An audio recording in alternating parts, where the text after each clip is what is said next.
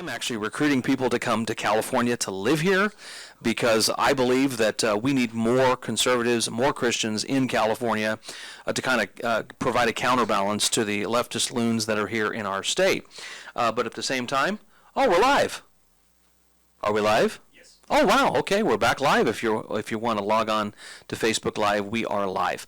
But I wanted to mention that Kevin Kiley, who was a newly elected congressman up in the Northern California part of our state, you might remember Representative Kevin Kiley ran unsuccessfully against Gavin Newsom during the recall back in 2021. And Kevin Kiley is one of the bright spots here in California. He is a real trooper and one of the young guys, one of the young guns, I should say, within Republicanism here in the state of California. And some of you might have heard all of the brouhaha with the Democratic Party trying to somehow force Dianne Feinstein into retiring early or stepping down from her senatorial position because of the shingles problems that she has had, and so therefore she is has refused heretofore to step down, but several Democrats have already come on record suggesting that she needs to step down because obviously the Biden administration has some horrible judges that they want to get through, and they can't do that without that seat being filled or without Dianne Feinstein being in that seat. So what does that mean? That means that Gavin Newsom essentially, should she step down, could just appoint somebody to the seat. And so California Representative Kevin Kiley introduces a constitutional amendment requiring election of U.S. senators. And I think this is a great move. It may not go anywhere because obviously the Democrats still have a supermajority here in California. But the fact is, this is actually a good move by Kevin Kiley. And it says here in his tweet, he says, quote, "I'm introducing a constitutional amendment providing that U.S. senators, like members of the House, must always be elected rather than appointed." And it goes on to say, Section 1, "No person shall be a senator from a state unless such person has been elected by the people thereof. When vacancies happen in the representation of any state in the Senate, the executive authority of such state shall issue writs of election to fill such vacancies." And then Section 2 goes on to say, "This amendment shall not be not be so construed, as to affect the election or term of any senator chosen before it becomes valid as a part of the Constitution." So here we have somebody on the Republican side that's preemptively coming through with this notion of, hey, we've got to make sure that this seat is not appointed, because that's essentially what they did with the previous seat here with Alex Padilla. That was an appointed seat. And that's how he got on there originally. Then, of course, he won the election in November of 2022. But the fact is, we don't want these appointments happening at will, especially when you have a Democratic governor that just is obviously going to appoint another Democrat. So bravo to Kevin Kiley, and hopefully this particular bill will go somewhere and we'll see the light of day. If you were with us last week, we were talking a little bit about a bill called AB 1314, which was a bill that was co-authored by Mike Gallagher from Northern California and Bill Asales from the Riverside area. And I think the thing that I mentioned about the bill last week is it would essentially force California school districts to notify parents that their child is gender nonconforming or transgender, sparking backlash from the LGBTQ activists and organizations. And again, this bill is called AB 1314. It has been tabled. The Democrats aren't even going to give it it's not going to see the light of day, is the point. And this is unfortunate. But here's the thing that I think is important for you to understand. Right now, no school district is going to notify you, mom or dad, if your child is identifying in a strange way at school, but is maybe doing something totally different at your house. So right now, no school district has to say anything to you, mom and dad, and all this assembly bill would do is basically put the power back in your hands. Now, this brings up the point of, well, the reason why that is the case, Pastor Cook, is because obviously some individuals would have a hard time swallowing the fact that their kid is identifying in a certain way. Well, I guess this kind of brings up the topic of, can we affirm somebody's lifestyle, or can we love somebody without affirming their lifestyle? Can I love someone without affirming all of their choices? And frankly, I think we can, because essentially what the state of California is saying is we can't trust the parents to react to their child's choices outside of their home. That's why we have to guard the rights of the children that are, 9, 10, 11 years old against their parents that are in their 20s, 30s, 40s, and 50s. But this begs the question, can I love someone without affirming all of their choices? Now, this is something that I wrote that I think is important for us to consider as we think about this topic. Because the short answer to that question is yes, I think we can love someone without affirming all of their choices. As parents, we do this all of the time with our kids. We can love our children, no matter the age, but we need not always go along with their choices and decisions they make. This also works in the inverse. Our children should love their parents, yet not always have to affirm the choices and decisions their parents have made. Listen, both of my parents are gone. They died a few years ago. And I love my parents. I've honored my parents because the scripture says to honor your father and mother. And I honored my father and my mother after I got married, after I started my family, and I never affirmed every decision they made. They smoke and they drank. Again, that's their choice. It's your choice if that's what you do. But the fact is, I didn't have to affirm their drinking and their smoking in order to love them. I loved my parents regardless of the fact of whether they smoke or drank. Now, I encourage them all of the time. You need to stop drinking. You need to stop smoking. Because you know what? It's going to take your life. Well, ultimately, both smoking and drinking over the course of the long haul ended up taking their lives. My dad died of fourth stage lung cancer at the age of 73. And my mom died of congestive heart failure just before her 80th birthday. So essentially, what I was encouraging them to do long ago was to quit, because I knew inevitably, prophetically, what this would lead to. But the fact is, folks, we can love someone without affirming all of their choices. The word love is defined as a noun, and it means this: an intense feeling of deep affection. As a verb, love means to like or enjoy very much. The word love, whether you define it as a noun or whether you define it as a verb, does not even hint of the word affirmation and not even suggests it. Now, that word affirm is defined as, quote, to give something a resounding yes. In short, I can love my children because they are God's gift to me, but I do not have to affirm, provide a resounding yes to every decision that they make in life. And I think this is important for us to consider, because one side of the argument is always saying that we have to somehow affirm everything and every decision that everyone makes in order for you to be qualified to love them. And I just reject that totally, because listen, what if my dad was a dog beater? I just say that because there's a lot of pet lovers out there that would much rather see a pet alive than an unborn baby. But the fact is, what if my dad was a pet beater? Am I supposed to affirm that because that was his choice? No, I can reject that. I would hope you could reject that too, but still love your parents. Listen, our kids make knuckle-headed decisions all of the time.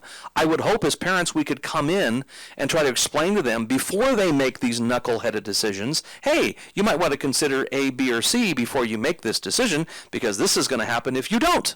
This is what we do as parents. We try to somehow put some guardrails around our kids, right? And the fact is, our kids can't make very detailed decisions at a very, very young age. And so this is why it's important for parents to be parents. And unfortunately, there is one party in the United States, I would say globally, that really doesn't want the parents to be able to actually parent their children.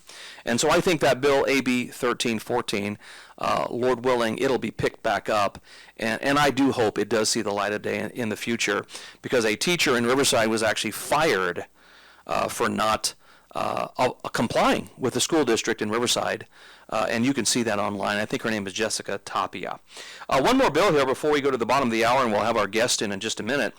Assembly Bill 315. You haven't heard of that? I'm sure you haven't.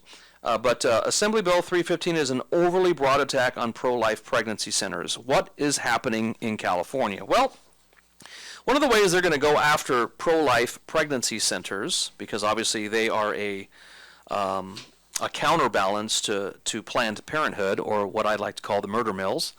The way they're going to try to do this is they are going to come after these pregnancy centers with all kinds of laws and insane regulations that they're going to have to meet in order to remain open. There's an assemblywoman named Rebecca Bauer Kahan who would enable limitless fines against community-based pregnancy centers for supposed violations. And again, this is one of these things that is going to be brought back up to the state legislature here very soon. It's been authored by a completely different person, and the whole point is they're going to go after pro-life pregnancy centers. When those bills come up, you need, as a constituency of this city and a individual in this state, is you need to call your representative, call your congressperson, and you need to oppose any kind of legislation to be passed against any kind of pro-life pregnancy centers. We need the counterbalance against these murder mills all across our country. Well, when we come back here on Politics in the Pulpit, we are going to have Steve Petzold, a local here in Santa Clarita, who is known to many of you that listen in here to this show, and I'm gracious that you do. And we're going to talk a little bit about College of the Canyon and the Angela Davis speech over the weekend and the direction of the college over the course of the long haul. And so catch us here back live in just a little bit. We'll catch you here in a minute here on your hometown station. All right, we're back live on Politics and the Pulpit on your hometown station. We are back live on Facebook Live. Again, I apologize for the little inconvenience there at the first few minutes of the show, but we've got it all up and running so you can see my wonderful face. I appreciate you guys tuning in. I kind of teased at the top of the hour that we have somebody here that was a part of the event last Saturday. For those of you here listening in particular from Santa Clarita, we have a little brouhaha brewing here with the College of the Canyons and their decision to bring in Angela Davis, which, by the way, neither myself nor my guest opposes Angela Davis speaking at College of the Canyons, because we believe in, well, the First Amendment. That's correct. Even folks 100%. even folks that we don't agree with, we think it's important for people to be heard no matter what.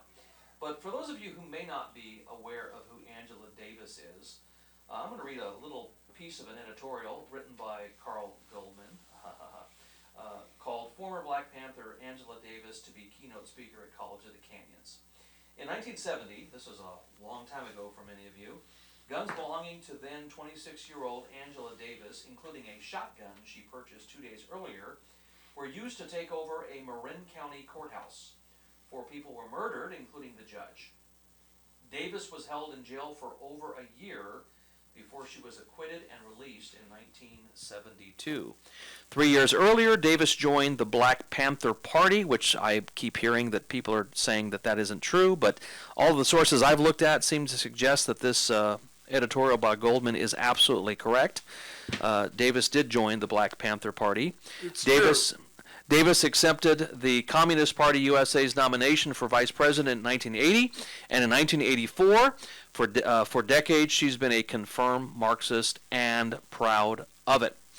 And so on April 15th, just last weekend, Miss Davis will be featured speaker at our College of the Canyons, and she was paid $25,000 for the speaking fee. I don't know if that was a speaking fee that was incurred from the college, somebody from the outside. I'm not certain who paid for that. I don't know if it was monies from the community.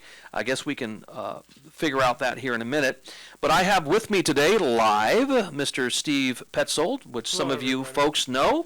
I'd ask you to get a little bit closer to that mic if you would, Steve. Thank you, sir. Appreciate it. Absolutely. And Steve Petzold was one of the individuals, if not the only individual, that was outside protesting not Angela Davis herself, but actually protesting the College of the Canyons. Steve, introduce yourself to the crowd out there and talk about what you were doing.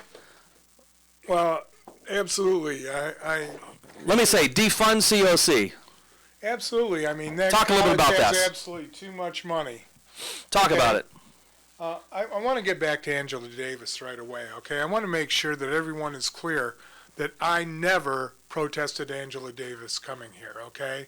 I put something up on Facebook that simply asked in a poll, do you intend to attend this? And at first I was attacked as a racist for putting it up, but by the time it was sold out, everybody was thanking me for having put it up on Facebook. Yeah, So yeah. if anything, I advertised for Angela Davis. I am always upset when conservative speakers who go to campuses at Stanford and Yale are shouted down. And I did not want to shout down Angela Davis. Absolutely not. I did not want her disinvited, although I think it was within the powers of the trustees. When they realized that she had been invited and they had not been informed, it was absolutely within the authority of the trustees to disinvite her. Mm-hmm. Send her check for $25,000, save the first class travel, the transportation, and the hotel room. Yeah. I was looking on social media over the weekend. I noticed that you were standing outside of COC with your sign, defund COC. Were there anybody else out there joining you? There was one person who must remain unidentified who took pictures of me. So Okay. she was a supporter, but she was unidentified by. Okay, that's fine. She's a UFO. Yes, you. Okay, all right.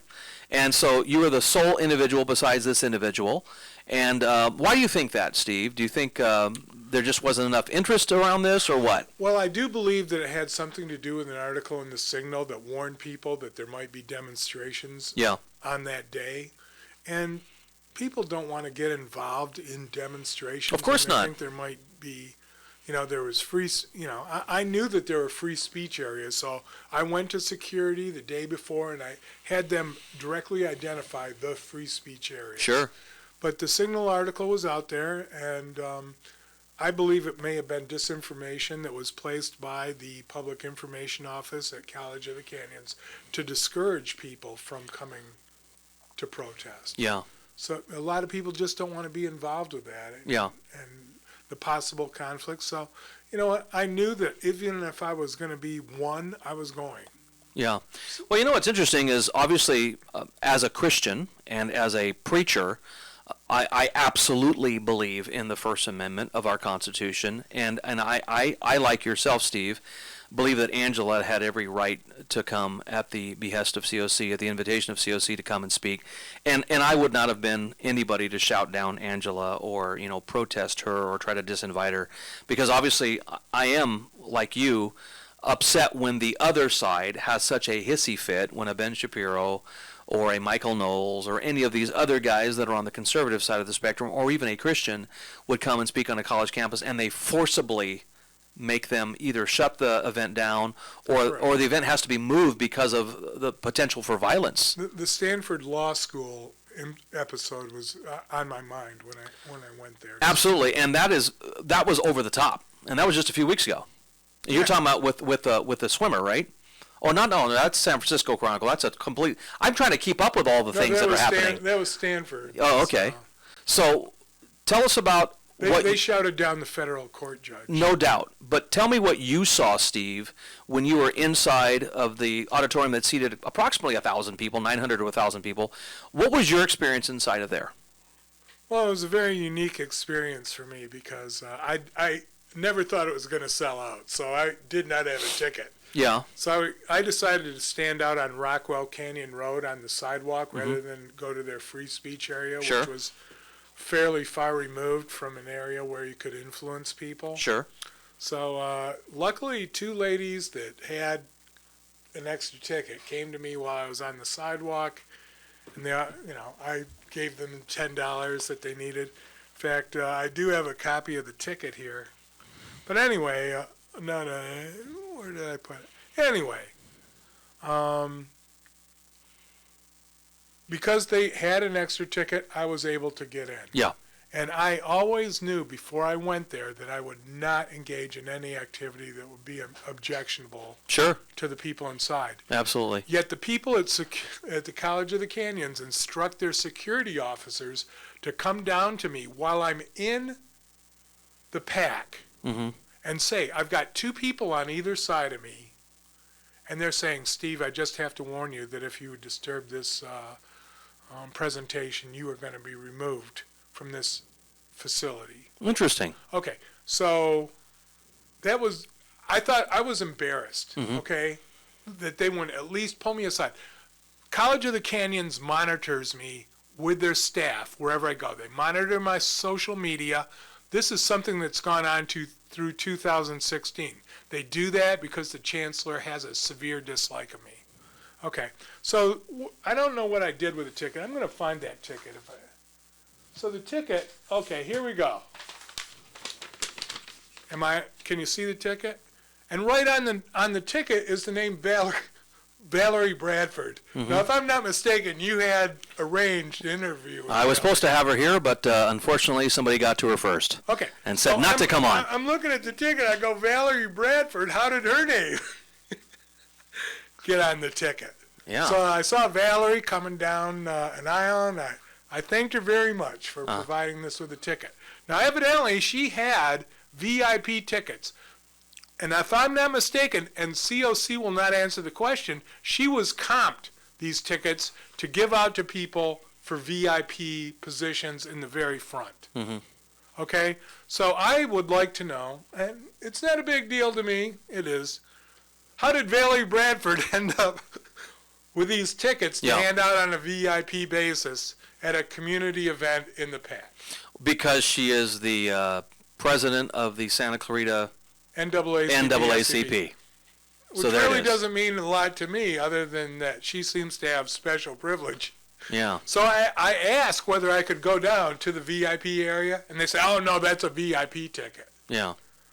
So you got to be back in the nosebleed section. You know, I actually had a pretty good seat. Oh, that's next to good. some friendly people. Yeah. Now, I will observe, and I didn't see a lot of students there. When I was out there on the street, the people coming into the PAC were driving Lexuses, Range Rovers, Mercedes, Audis.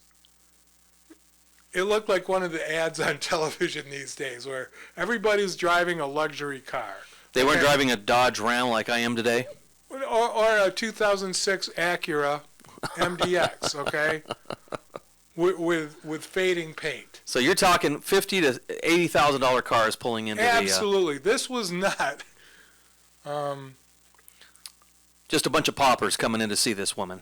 Yeah, the people there were very nice. So I asked the guy next to me, where did you come from? Oh, I came from Ventura. I asked the guy to the left of me, lovely black man, and he said I came from Moore Park. Okay. So I don't know how many of these people actually came from the Santa Clarita Valley. Well, Valerie Bradford was there. Yeah, well, she's from Santa Clarita. Yeah. Okay, so. And there were a lot of good, recognizable Democrats here from the Valley. Sure. And many of them are friends of mine, and I hope you're watching right now.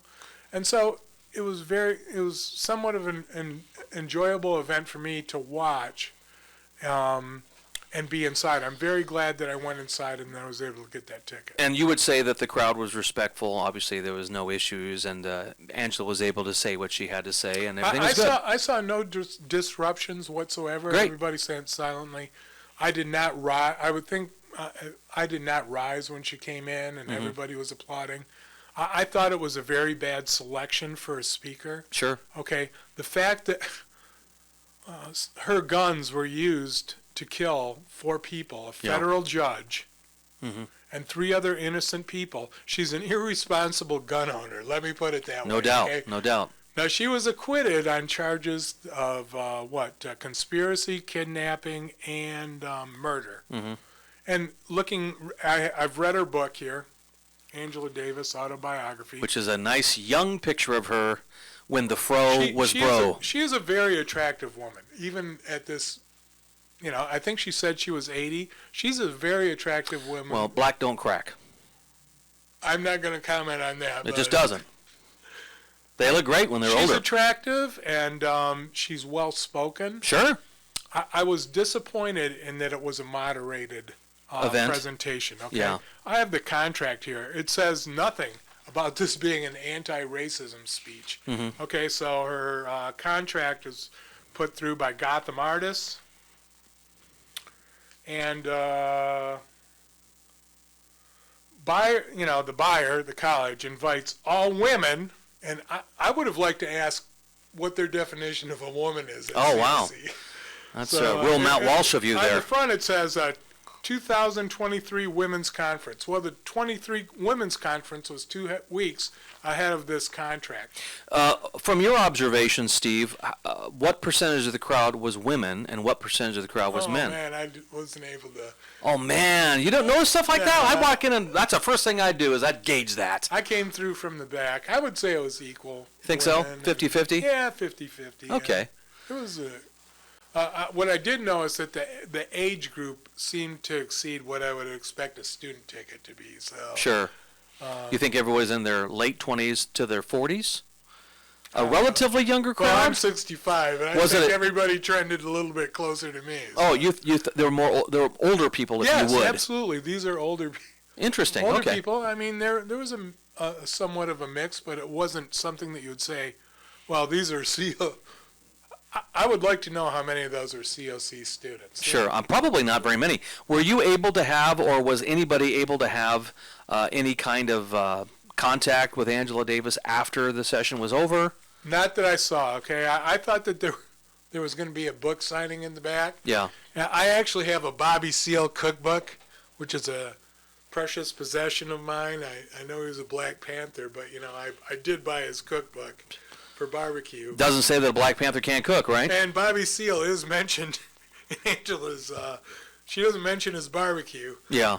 But from what I saw, she came on and she was applauded, absolutely applauded. Sure. And I'm like kind of shocked, given her history. I mean, it was sold as, what was it? Anti-racism. Iconic, yeah. She was iconic, and I would say more like notorious or infamous. Yeah. I don't think most of the people in there may have known her history, and maybe some of them don't care that was the 70s, and it was a revolution going on at that time. Yeah. I don't know. But given the experience that we're seeing with gun violence, she talks about how important owning guns is in her book here. So I guess I would agree with her. I actually submitted a question. They only took one question that I could tell, which really had no significance at all. Yeah. But I wanted to ask her about what her stand was on the Second Amendment, because she's a big gun supporter, seems like. Well, that's interesting, because usually as a communist, which of course I think she has distanced herself from a lot of that she did, because recently. They weren't democratic enough. Yeah, exactly. So here we go. Maybe she probably thought that originally, as a good communist, that only those that are the uppity ups are able to have the guns, and everyone else that are, kind of the bourgeois down there, they're the guys that own nothing. But who knows? I can't speak to her gun. She talks about how in Alabama it was important for her parents to have. I wouldn't doubt that. To have a gun. guns. And really, the Second Amendment, if you go back historically, I mean, many blacks had guns Sure. in the South to protect themselves. I know many blacks right now that have guns, and they're responsible gun owners, and I have no problem with anybody owning guns, frankly, as long as they're responsible.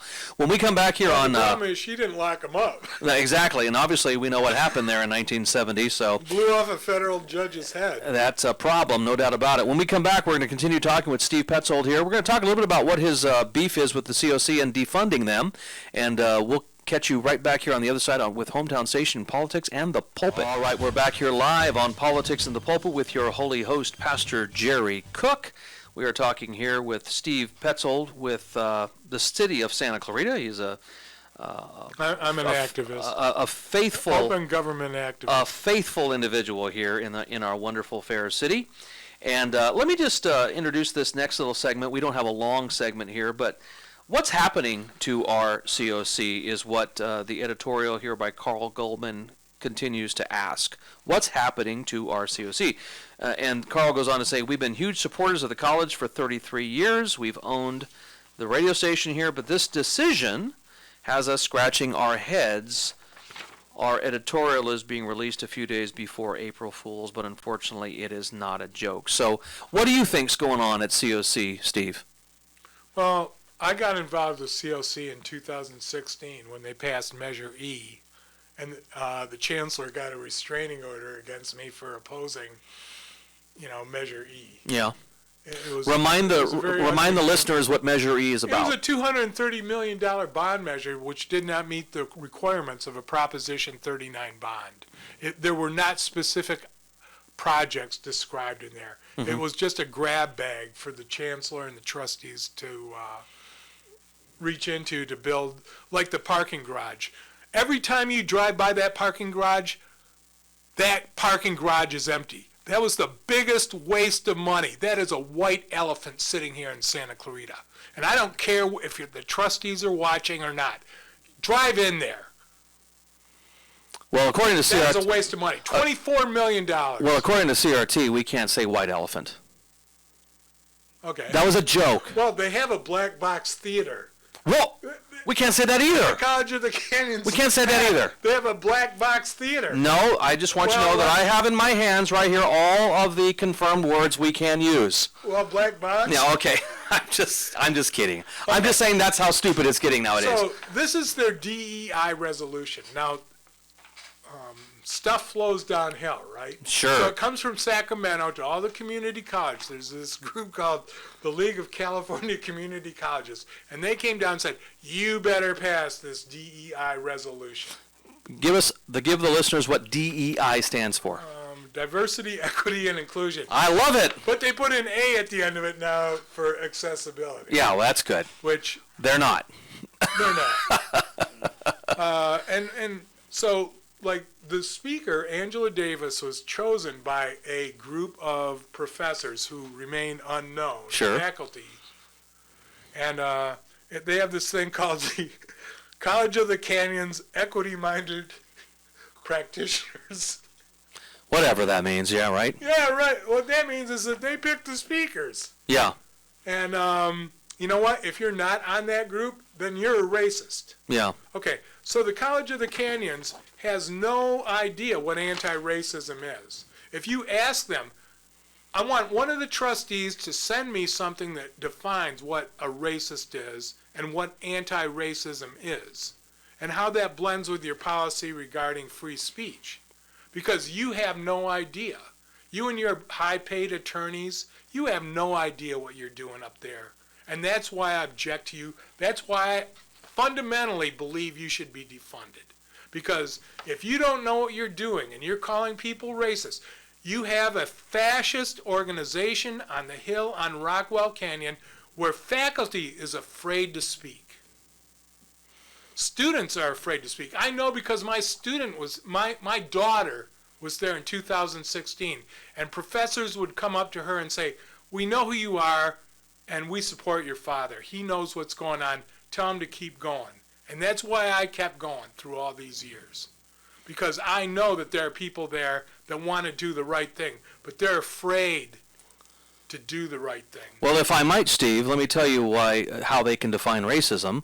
Obviously, they are advocates of CRT, critical race theory, and that basically suggests this: if you are white, you are the oppressor. You're a white supremacist. If you are white, you are the Angela oppressor. Davis excluded less affluent white males. Of course not. So if you are white, you are the oppressor. If you are the other colors, you are the oppressed.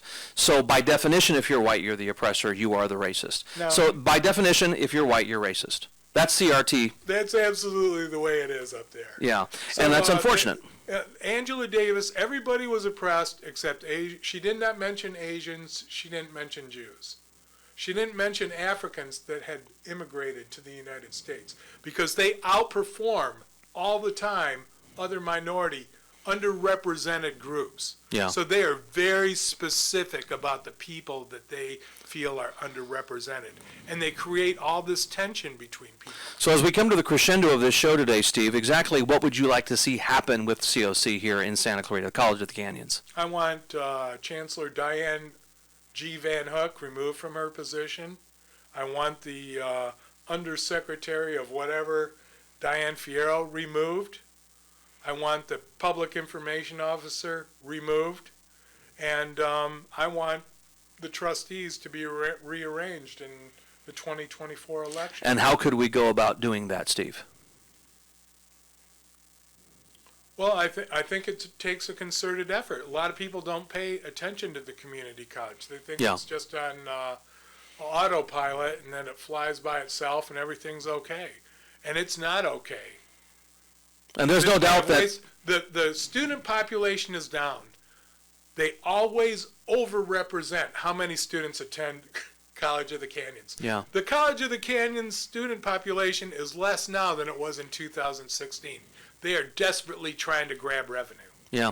Well, there's no doubt that the College of the Canyons or any city college located in a place like Santa Clarita obviously is going to kind of, in a way, influence the direction of that city going forward, because obviously many of us came to Santa Clarita years ago. They don't recognize the districts. They don't recognize borders. We have borders. We have geographic borders. Just like Hart High School, the Hart District. They do not recognize that. They bring students here from Asia. Well, my point is, look at the roster of the football team. How many of them come from the district? Yeah, I'm not certain. I'm not a big football guy. About 20% are represented on the football team. Florida, Texas, they recruit students to come here. Yeah. Well, I'm not a big football guy. Hopefully they play golf or something like that. But well, I'm sure anyway, they recruit golfers. There might be a few. They're building a dormitory for them. Well, a $62 million dormitory. Yeah, well, there went the budget right there. So, Steve, they don't care about the budget. Steve Petzold, thank you very much for coming on to Politics in the Pulpit today with Pastor Jerry Cook. We'd love to have you come back on again because obviously you're passionate about some issues, and I always like passion. Next week, don't forget to tune in. The sole Republican against Dianne Feinstein has jumped in the race a week ago. His name is Eric Early. He is no stranger to many of us on radio, but Eric Early will be joining us next week at 2:15. Please tune in next week on Politics and the Pulpit. This is your holy host on the hometown station saying hello. Take care.